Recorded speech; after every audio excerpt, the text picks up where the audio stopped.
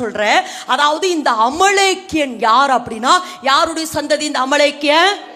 ஏசாவின் சந்ததி. யாருடைய சந்ததி? அதாவது ஏசாவின் சந்ததி தான் அமலேக்கியன். இப்ப பாருங்க, இப்ப ஏசா முதல்ல யாருக்கு விரோதமா எழும்பினா?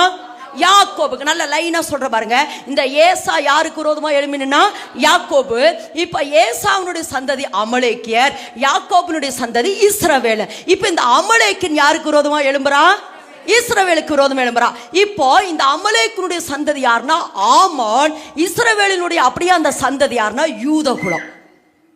இப்ப புரிஞ்சா? இப்போ ஏசா, நல்ல சொல்லுங்க, ஏசா யாக்கோபுக்கு விரோதமா, அமலேக்கியன் இஸ்ரவேலுக்கு விரோதமா, ஆமான் யூதகுல ஜனங்கள். புதிய ஏற்பாட்டில் வந்தீங்கன்னா இவன் சந்ததி தான் ஏரோது. ஏரோது இன்னும் யூதகுல ஜனங்களுக்கு என்ன செஞ்சா?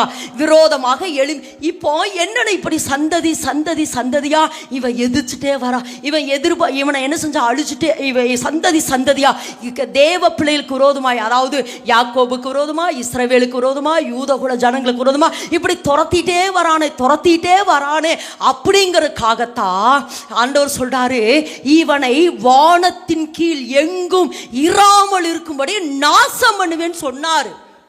என்ன சொன்னாரு? வானத்தின் கீழ் எங்கும் இராதபடி நாசம் பண்ணுவேன். அப்படி நாசம் பண்ணுவேன்னு சொல்லித்தான் இந்த ப்ராஜெக்டை யார் கையில கொடுத்தாரு? சவுல் கையில கொடுத்தாரு. சவுல் என்ன செய்யல? நிறைவேற்றல. ஆனா இந்த அமலேக்கியரை முற்று முடிய அழித்தவன் யார் என்றால் தாவீது. தாவீது நல்ல கரந்தட்டு. ஆமாங்க, நல்ல கரந்தட்டு. எந்த இடம்னா சொல்றார் பாருங்க, அந்த 1 சாமுவேல் 30 அப்படி அந்த இடம் தான் நினைக்கிற. வாசிங்க பார்க்கலாம். வாசிங்க பார்க்கலாம். 2 சாமுவேலோ வாசிங்க பிரதர். ஆமா, 1 சாமுவேல் 30 சொல்லுவார்ல, நான் அந்த தண்டை பின்தொடரலாம்.